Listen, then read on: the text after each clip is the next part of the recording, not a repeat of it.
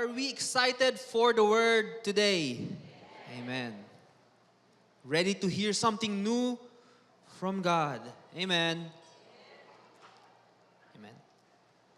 Okay. So today I'd like to talk about how we view ourselves. Okay? How we view ourselves and how we view the Bible. Okay? So today our topic is, you are not the main character. You are not the main character. Sabihin mo sa katabi mo, you are not the main character. Okay? Hindi ikaw yung bida. So ano ba ibig sabihin ng central, ano ba ibig sabihin ng main character? It means the central character of the story, the one that the reader follows through the story or the account. So, recently po, may napapansin akong trend na ginagawa ng mga tao. Hinahanap nila hinahanap nila yung sarili nila sa Bible. They are looking for themselves in the Bible. Okay? So may napanood nga akong isang Christian siya, ewan ko kung new Christian siya, but sabi niya, binasa niya daw yung buong Bible. From Genesis to Revelation, binasa niya. Tapos pagtapos ito basahin, naniniwala siya na that's the Word of God, na it's all true. Sabi niya, I believe it's all true, I believe it's the Word of God. But she was disappointed. She was not happy after reading the whole Bible. Kasi sabi niya, after reading the whole Bible, I didn't like Him. Referring to God, I didn't like God. So nalungkot siya. So kinausap niya yung pastor niya. Sabi niya, Pastor, ba't ganun? Sabi ng pastor niya sa kanya, alam mo, kilala kita eh. Alam ko yung questions na tinatanong mo. Alam ko kung paano ka magbasa ng Bible. I know how the lens you're reading the Bible through. Okay, sabi ng pastor niya, basahin mo ulit yung Bible. But this time, stop looking for yourself. Stop looking for yourself and start looking for God. Okay? So sabi, what does He hate? What does God hate? What does God love? What's His motivation? Yan yung mga hanapin. Yan yung mga hanapin mo. Stop reading the Bible like it's about you. So sabi niya, okay, gagawin ko yun. So ginawa, binasa niya. Kalahati pa lang daw siya ng Old Testament. Sabi niya, I fell in love with the person of God. She fell in love with the person of God. Amen? Now let's be clear, church. The Bible, this Bible, itong hawak ko ngayon, the Bible in your phone, the Bible you're holding is not about you. Amen? It's not about you. Sabihin mo sa katabi mo, the Bible's not about you. Okay? Now, don't get me wrong, it's for you. Para sa atin, ginawa to para sa atin. Kinolekta lahat ng books of the Bible for us, for our benefit. Sabi pa nga ni Paul sa 2 Timothy 3 verse 16, sabi ni Paul dito, all scripture is breathed out by God or inspired by God and profitable for teaching, reproof, for correction, and for training in righteousness. Verse 17, that the man of God may be complete, equipped for every good work. So the Bible is for us. Para sa atin ang Biblia. But it's not about us. Okay? So many times sa internet nakikita ako where yung tao, yung nagtuturo sa internet, yung gumawa ng video, they're infusing themselves into the Bible.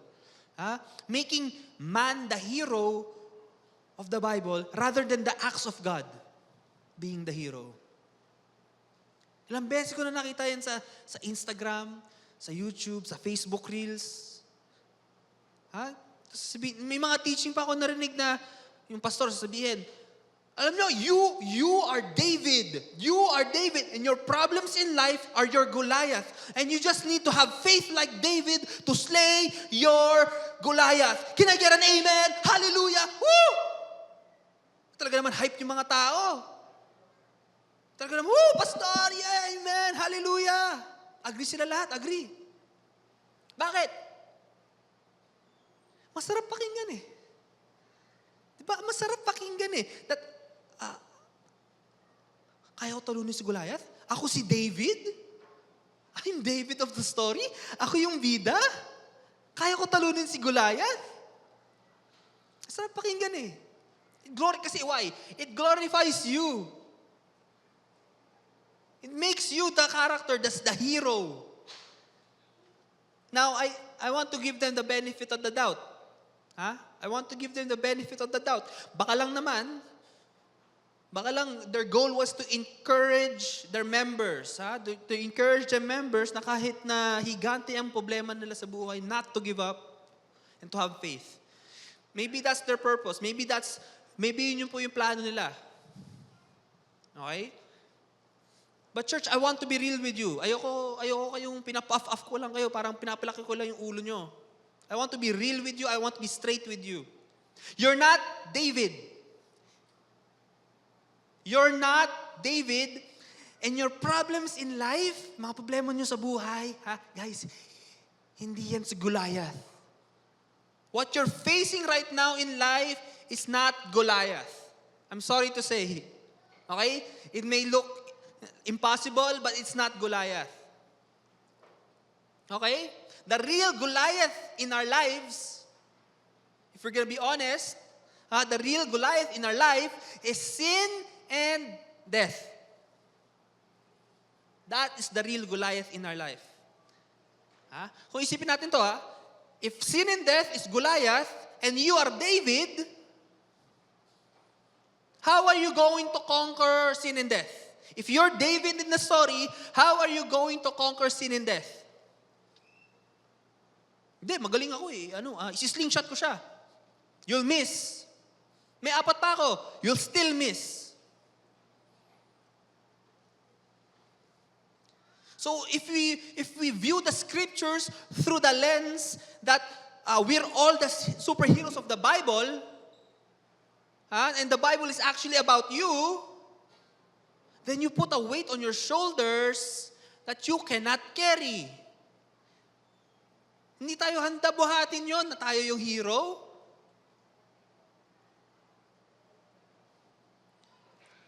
Now, this is a very dangerous thinking where we're putting the focus of the Bible on ourselves rather than God. Yung focus ng Bible is, pag gano'n tayo magbasa ng Bible na tayo yung superhero, tayo ang bida, tayo ang main character, yung focus ng Bible nasa atin. Wala na sa Diyos. Amen. So again, the story of David is just a picture of Jesus Christ and what He's about to do at the cross. He's done at the cross, sorry. Okay? Jesus is the greater David.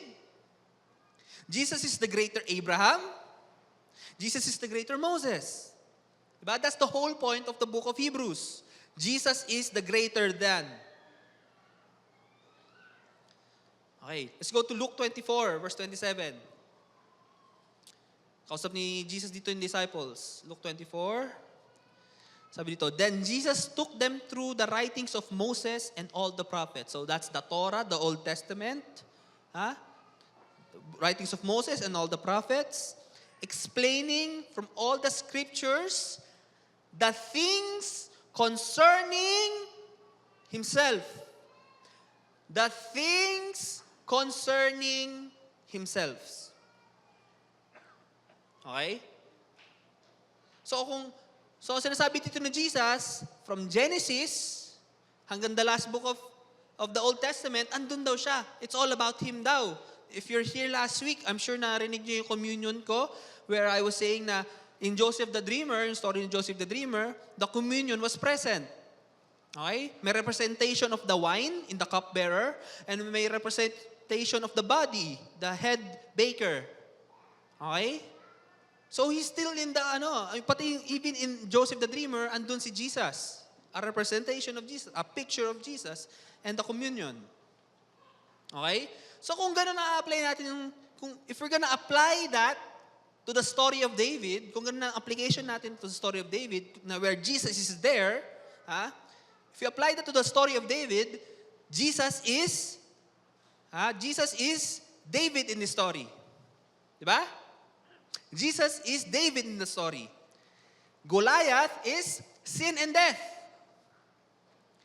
Okay? So Jesus is David. Goliath is sin and death. Asan tayo sa story? Where are we in this story? Where are we in the story of David? Hindi ba tayo yung Israelite sa gilid? Yung takot na takot? Naku, papatayin tayo ni Goliath. Apakan tayo. That's exactly who we are. Tayo yung Israelites.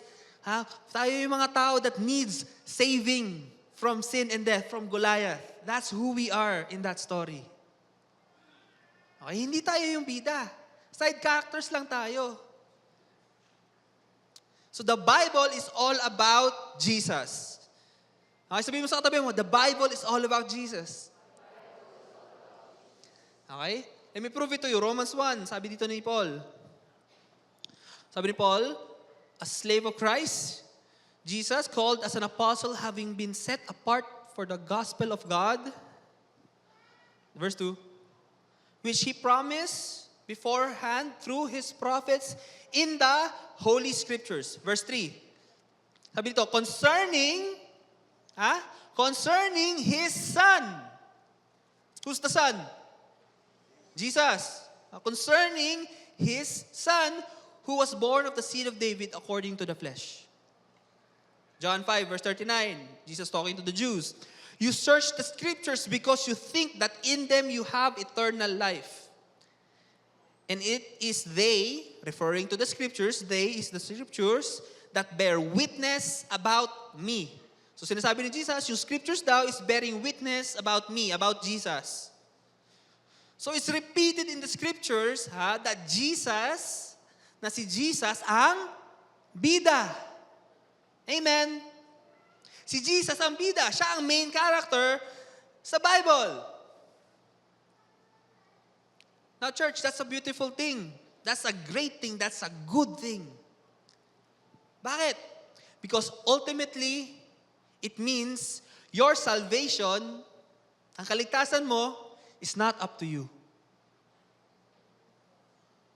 That's good news, di ba?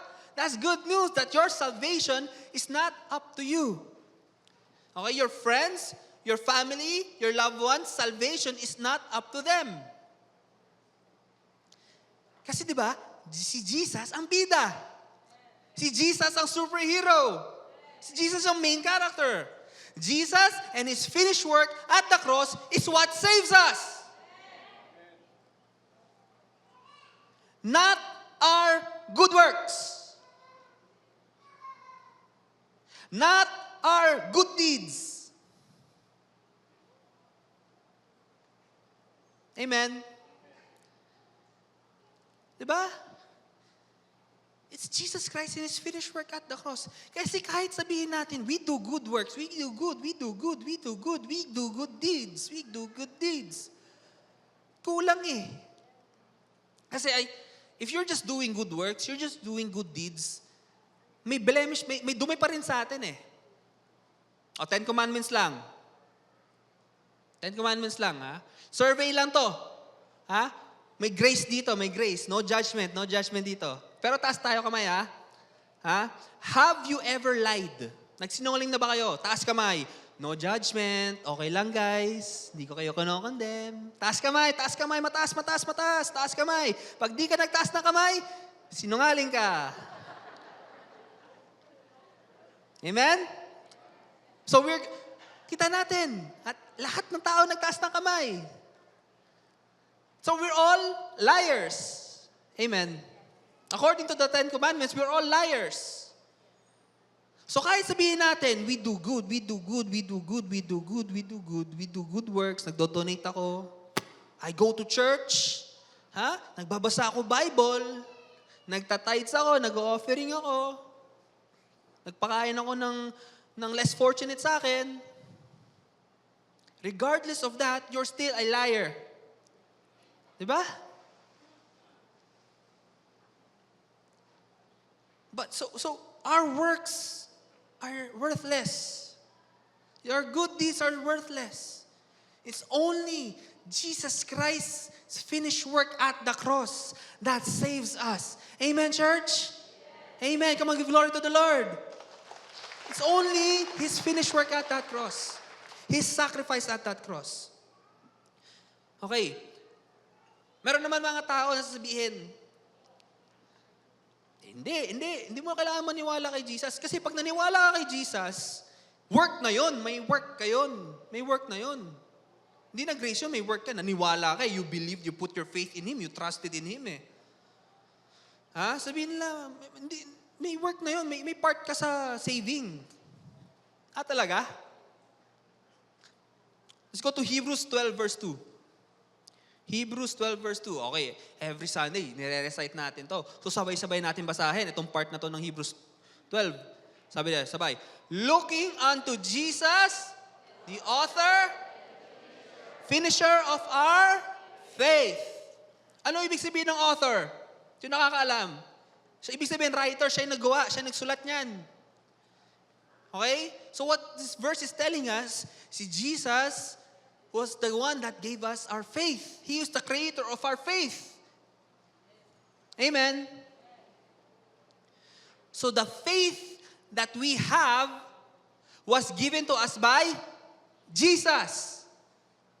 Ulitin ko, yung faith na meron tayo kay Jesus, the faith that we have for Jesus was given to you by Jesus. Amen? Nagas po natin? The faith that we have for Jesus was given to us by Jesus. Kaya pag binasa natin ng Ephesians 2, verse 8, for by grace you have been saved through faith, and this not of yourself, it is the gift. Ano sinabi? Reward o gift? Gift. Ang gift, freely given. Ang reward, kailangan mo pagtrabuhan. Gift is free. It is the gift of God, not of works, so that no one may boast. Okay? So wala, alam mo yun, it's a free gift. Wala tayong ambag. Wala tayong ambag kahit ano, wala tayong binigay. Wala tayong ambag. Kahit pang pulutan, wala tayong ambag. Wala tayong ambag, zero. Wala tayong tinulong. We had no part of the saving. Okay, wala tayong mapagyayabang. The grace was freely given. The faith was freely given. Kaya masasabi mo na lang talaga all the glory belongs to God. Amen? Come on, give glory to the Lord because it was freely given. The grace was freely given. The faith was freely given. Lahat libre, lahat libre. Lahat sa Kanya galing. Amen? So, okay, malinaw sa atin. That the main character of the Bible, hindi tayo yung main character. Jesus is, right? Amen? Nagkakaintindihan na tayo? Okay. So, tanong, what about our lives right now? What about sa buhay natin? Are we the main characters of our lives? Are we the main characters of our lives? Church, okay lang ba maging honest ako sa inyo? Maging totoo ako sa inyo? This is a hard pill to swallow. The answer is still no. Okay? Hindi tayo ang main character sa ating buhay. Hindi tayo ang bida sa ating buhay. That's a hard thing to understand kasi syempre, tayo ang nagdadrive ng katawan natin, di ba? Perspective natin ang nangyayari sa buhay natin. Pero even in that, we are not the main characters of our life. Amen? Amen.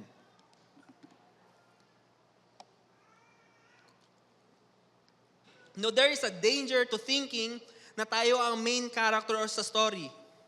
It's a dangerous thinking. Kasi when we start thinking that you are the main character, if you start thinking that you are the main character sa storya na to, you start to think that it's all about you. Di ba? It's all about you. Kung ikaw ang bida sa storya, syempre, ikaw ang tungkol sa'yo ang storya. You start believing that. Ha? Yung asawa mo, dapat gawin niya ito. Tapos hindi na kailangan sabihin, dapat alam niya na yun. Bakit? It's all about you.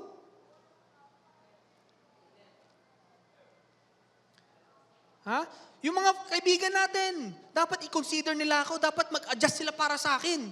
Bakit? It's all about me. Ako yung bida sa storya na to. Mag-adjust kayo, mga side characters. Diba? So, the more that you are the main character in your life, kung ikaw ang main character in your life, the people around you, mga katabi natin, kapamilya natin, kapatid natin, friends natin, they are just pawns to your story. They are just a side character to your story. And that is a selfish, self-centered thinking that some people actually have. Hindi ko sinasabi meron kayo niyan, ha? But some people, this is an actual syndrome. Sabi nila, main character syndrome. Sa tingin talaga nila na sila ang bida sa buhay nila. Lahat ng pangyayari sa buhay nila is nangyayari sa kanila kasi sila yung bida. That is a self-centered, narcissistic way of looking at life. Okay? The more the world is about you, the more the world is about you, the more tired and angry you'll be. Kasi kung ikaw ang bida, syempre expect mo dapat lahat na mangyayari mabuti at kung anong gusto mo mangyari. But the less it's about you, the more it's not about you, the more free you will be. There is freedom in that. Okay, alam nyo, syempre, experience ko is this church lang. Sa pagsasalita in front of the stage. This is my main job experience. Okay? So alam nyo, the more I let the Holy Spirit lead while I preach, habang nagpipreach po ako, the more I let the Holy Spirit lead while I preach, the better the preaching becomes. Bakit? Because it's not about my speaking ability. Okay? It's not about my speaking ability. Kung kaya ko ba i-pronounce yung Tagalog word na yun ng tama, alam niyo naman, nahihirapan ako sa Tagalog word minsan. Diba? It's not about my speaking ability. It's not about my knowledge, my brain power, my IQ. It's not about me. It becomes about God and His work at that cross. That's why it becomes good. It becomes better because it becomes about God. So the pressure is off. Wala na yung pressure sa akin. Bakit? I'm letting the Holy Spirit lead.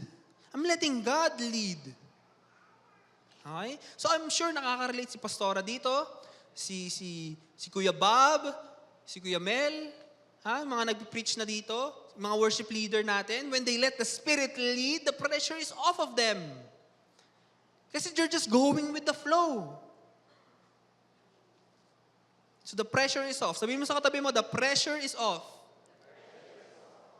Okay. Bigyan ko kayo ng biblical example ng tao na alam niyang the pressure is off sa kanya.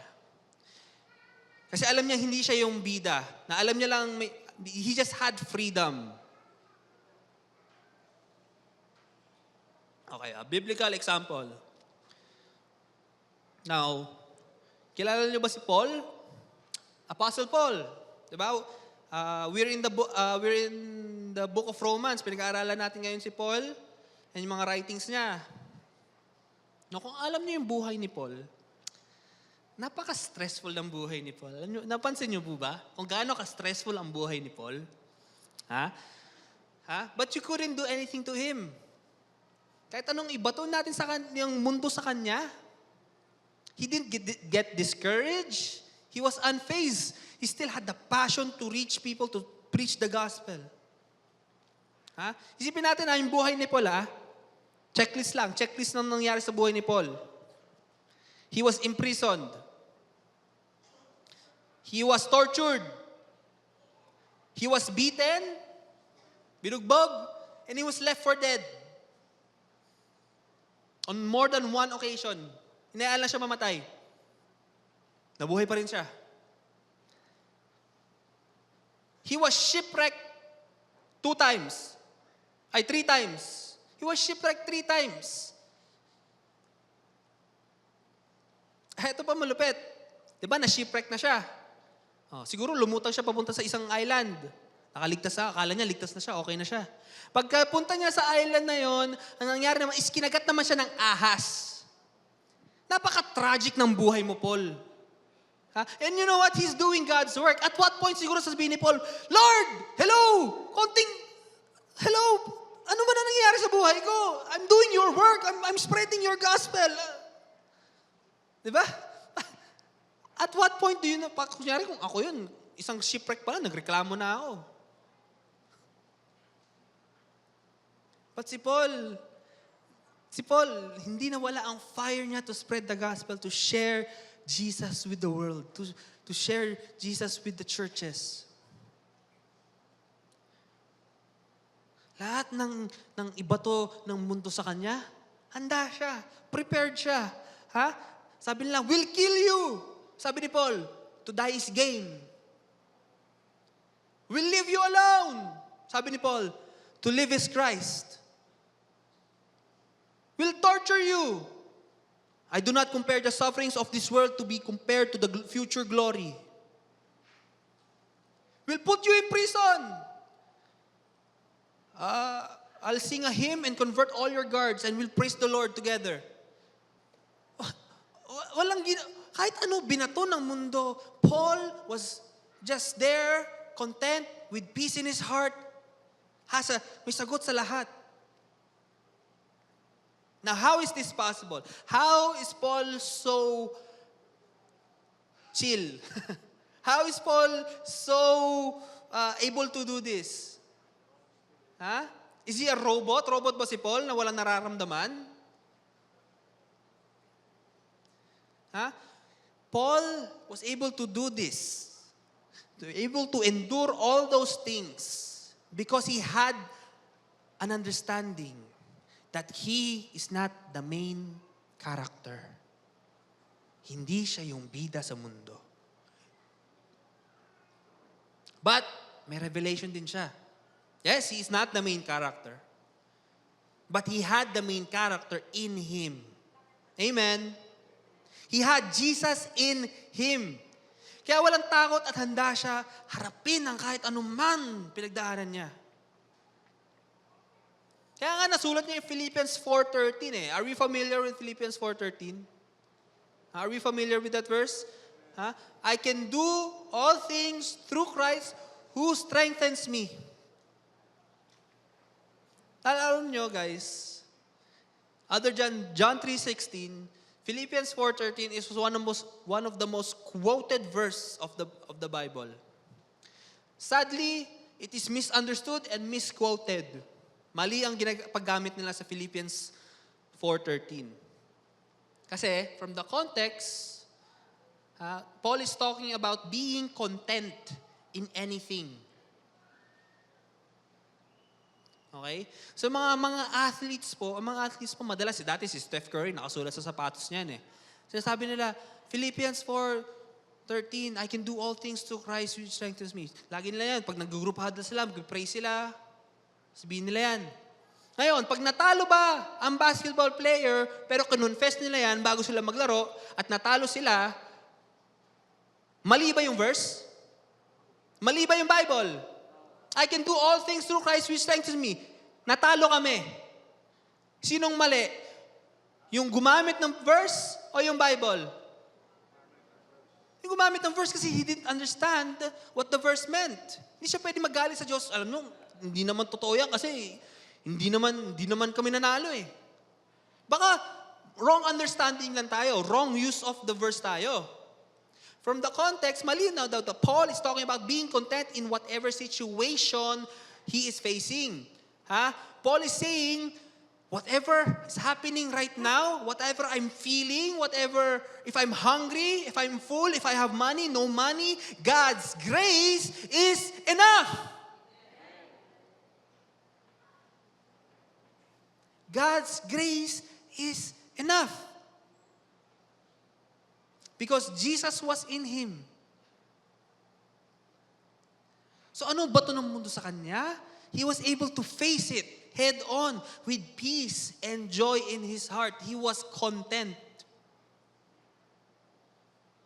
So regardless kung ano man nasa harap natin sa buhay, harapin natin sa buhay, because we have Jesus, because we have Christ in us, He is the one who is strengthening us, so we can endure and overcome the struggles we have in our lives. Whatever man maharap natin sa buhay natin, financial debt, health problems, because we have Jesus, we can endure and we can overcome it. Amen, church? Amen. So, yun po talaga ang meaning ng Philippians 4, verse 13. It's all about being content in Christ Jesus, that regardless what happens, regardless of the doctor's result, regardless of your financial situation, regardless of what's happening in your life, you will have peace and joy because you have Christ Jesus in you. Amen?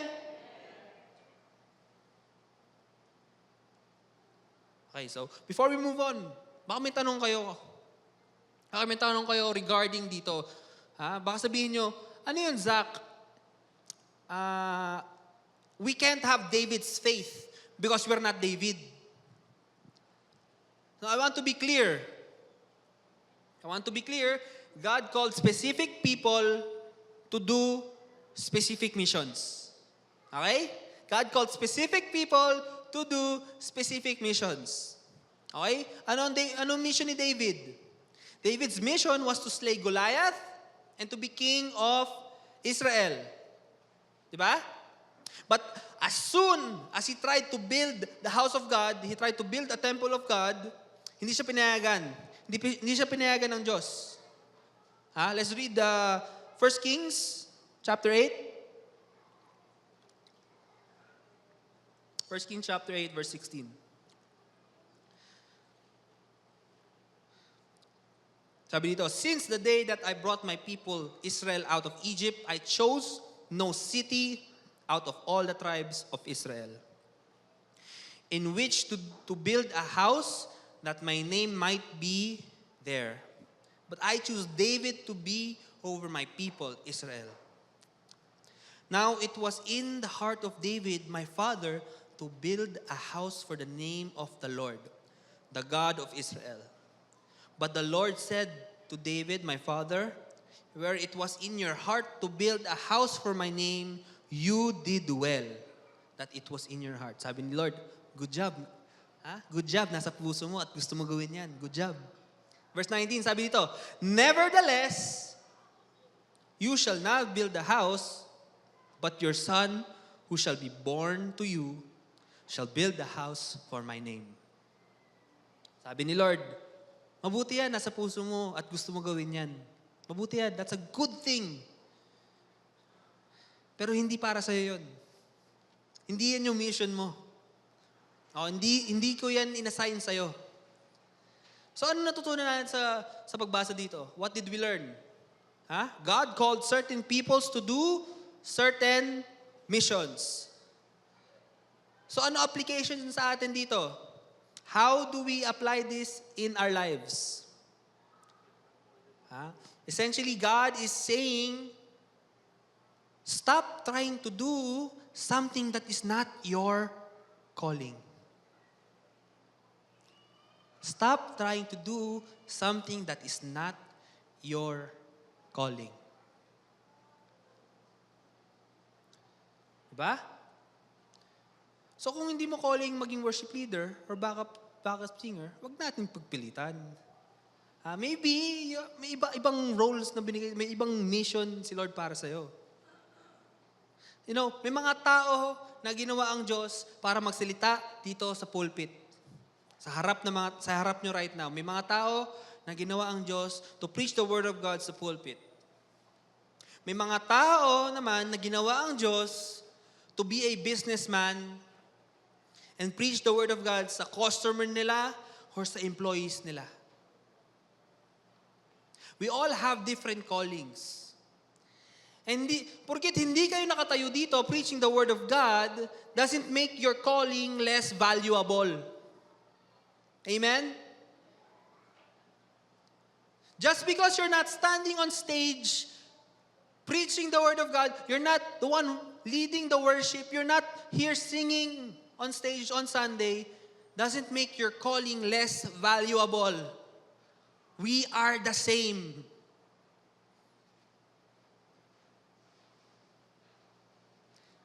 Maybe you're called to be a businessman. Maybe you're called to be a student right now. Maybe you're called to preach the gospel in your workplace. Maybe you're called to be a cell group leader in your village, in your house. Maybe that's your calling. And just because you're not here standing where I am, doesn't make it less valuable. We are all called to do the Great Commission, to make disciples of men, baptizing them in the name of God. Lahat tayo. That is our calling. We're just called for specific places. So if you're a businessman, then be a businessman. Glorify God in your business. If you're a student, be a student. Glorify God in your school. If you work in a call center, glorify God in your workplace. Be led by the Holy Spirit. Be led by the Holy Spirit and stay in your calling. Let this be an encouragement sa atin lahat. Regardless kung nasan tayo, regardless kung anong position nilagay tayo ni Lord, glorify the God who gave you everything. So stay in your calling. So if you want to have faith like David, Brother Bob. Alright? So if you want to have faith like David, go for it. If you want to have faith like David, go for it. Ask the Lord to strengthen your faith like David.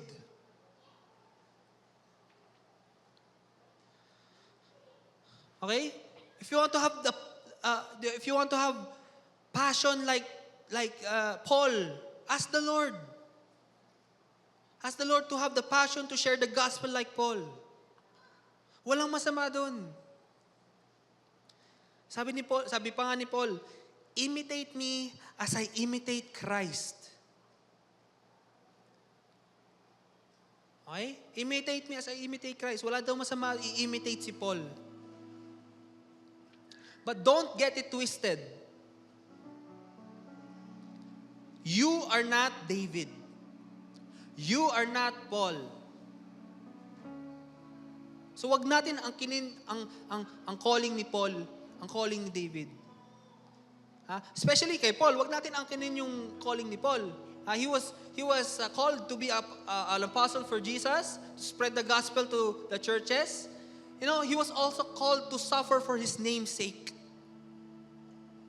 Paul was called to suffer for the name's sake of Jesus Christ. So, yung nangyari kay Paul, expected ni Lord yun. Alam ni Lord, mangyayari lahat yun sa kanya. He will suffer for the name of God. Sabihin mo si Paul lang. We are at a time that we don't need to suffer for God. And malaking blessing yun, church. Malaking blessing. We don't have to suffer for the name of God. That's Paul's calling. And David's calling was to be the king of Israel and slay Goliath. God has given you a calling that only you can do. God has chosen you to reach people that only you can reach. God has placed specific people na tayo lang ang makakausap at magiging ka-close natin for them to understand the gospel of Jesus Christ. Amen. You are where you are because God wants you to be there to share His word to the people around you. You're in that family because you're there to share the gospel in your family. You're in that workplace to share the gospel of Jesus Christ in that workplace. And that is our calling. If you believe in Jesus Christ, if you're a follower of Jesus Christ, you cannot contain this message for yourself. Kailangan mo i-share Kailangan mo i-share kasi it's an overflow of love that God has placed in you. Amen? So church, since we are not the main character, but God is, we need to let God be the center of our lives. Amen? Can I call on the worship team? Can I call on the worship team? We need to let God be the center of our lives. What does that mean? He needs to be the center of your marriage. He needs to be the center of your family. He needs to be the center of your finances.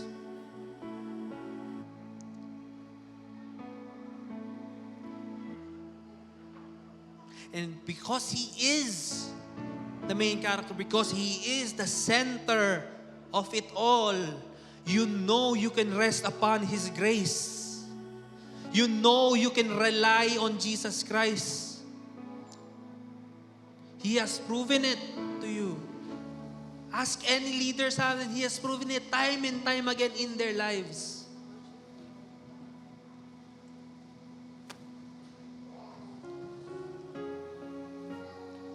You know, since He is the main character, rest in Him. Rest in His grace. Rest in His love for you. Now, when I say rest, I'm not talking about laziness or matutulog lang tayo. It means total reliant on Him.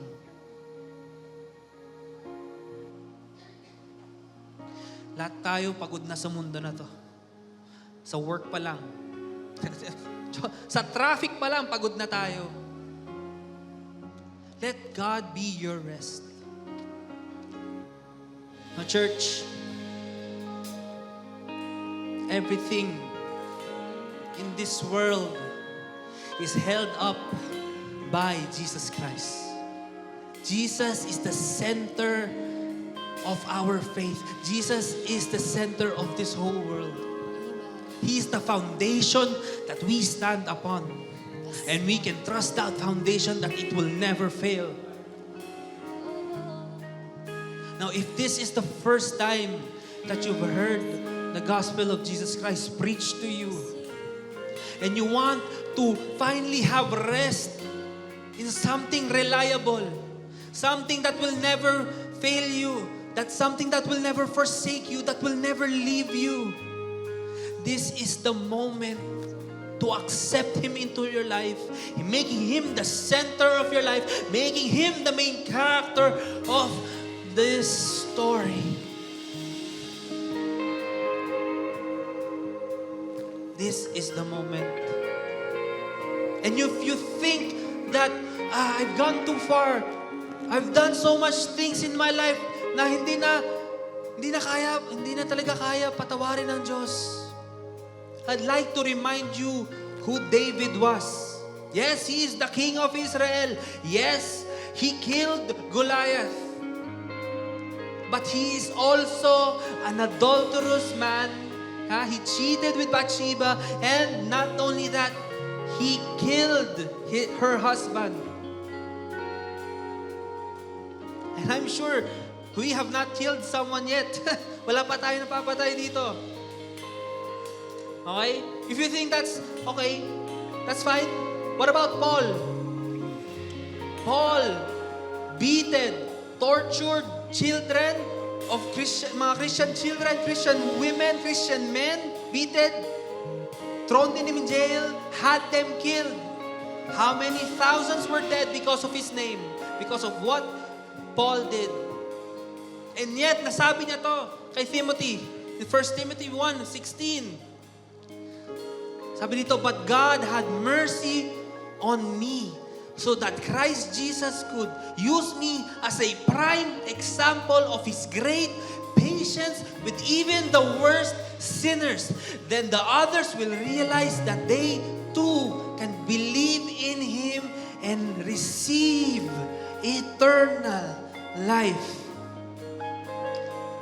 God is patient with you. God is just waiting on you to use the faith that He has given you. Again, the faith that was freely given to you. And by faith, we have access to that grace. The free grace that God has given all of us. So right now, I want to pray for you. Baba po natin ang head natin. Let's just pray. Lord, we just thank you for the free gift of salvation you have given us. Lord, we just thank you for this free gift, this amazing gift that you have bestowed upon us, Lord. Thank you. Today, you are our Lord and Savior. Today, we make you our Lord and Savior. We believe that you died and you have rose again for the payment of all our sins. In Jesus' name, amen and amen.